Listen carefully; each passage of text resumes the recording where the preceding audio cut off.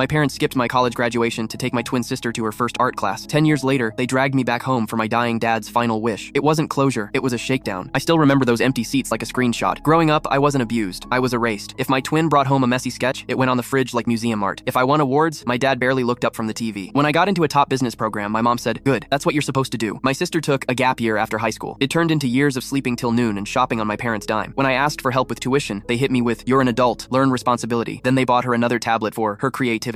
I still sent graduation invites. I called, I emailed, I saved them seats anyway, like an idiot. On graduation day, I walked across that stage alone, hearing other parents scream names I didn't know. Later, a cousin told me the truth. My parents didn't come because my twin was nervous about her first community art class. That night, something in me shut off. I blocked their numbers, deleted them everywhere, took down the last family photo in my hallway. No drama, just done. I built my life without them. I worked brutal hours in tech, leveled up into cybersecurity, and started building my own company on nights and weekends. I kept it quiet. No family updates. No holiday calls. Just progress. Then, after 10 years of silence, I got a message. "Dad has cancer. Come home." No, how are you? No apology. Just an order wrapped in tragedy. At the hospital, my mom hugged me like we were normal. 2 breaths later, she asked for money. "Your father's bills, the house, and your sister's been struggling." I stared at her and said I'd cover medical costs, and only medical costs. Her smile snapped into a glare and she hissed, "We raised you." I replied, "You raised me like a spare tire, useful only when the favorite fails." The next day, they tried again. Soft voices, sad eyes, big talk about family peace. Then my dad said the quiet part out loud. He needed to know my mom and my sister would be taken care of after he was gone. Translation, me. I said it again, medical bills only, and walked out. My twin cornered me by the cafeteria like she was closing a brand deal. She talked about my startup like it was already hers. She had a mood board. She said she'd be the face, and I could handle the boring parts. Then she smiled and said, "This is our chance to be equals." I took a slow sip of coffee. "You're not part of my business." Her mask dropped as she snapped. "You're really doing this to mom and dad?" I said, "Dad did this to you. I'm just refusing the cleanup." She called me heartless. I walked away before she could rewrite history again. A few days later, a nurse left one voicemail. Dad died at 2:17 a.m. When I showed up that morning, there were no tears, just paperwork. My mom had folders, and my twin had her nails done. They were already talking estate and shares, like my dad was a canceled subscription. That's when I ended it. First, I pulled a folded document from my coat. Then I set it on the counter. Next, I watched their eyes lock onto the signature. After that, my mom whispered, "What is this?" I said, "My lawyer. I'm not executor, not your fixer." Then my twin stepped closer, breathing sharp. I added, "You didn't lose a father today. You lost your safety net." They argued about the house, the insurance, the money he promised. I told them the house wasn't paid off, the hospital ate most of it, and he tanked his credit co-signing my twin's loan for her latest failed creative venture. Silence finally showed up. I walked out without slamming a door. 6 months later, I stood in my own office, looking over downtown. My company launched. Pre-orders sold out. The systems I built in a leaky one-bedroom were now running a real operation. Then I saw an email in our HR inbox. Subject, position inquiry from my twin, one line, no resume. I'd like a creative leadership role, given our family legacy. I forwarded it to HR. Deny. Do not engage. She started a GoFundMe with a tragic little story and got $50. My mom rented out her basement to keep the lights on. Random cousins suddenly wanted to catch up. I didn't reply. I paid my dad's last hospital bill like I promised, and I disappeared again. Funny thing is, I'm not angry anymore. I'm just free. What would you have done in my place? Cut them off too. Drop your take.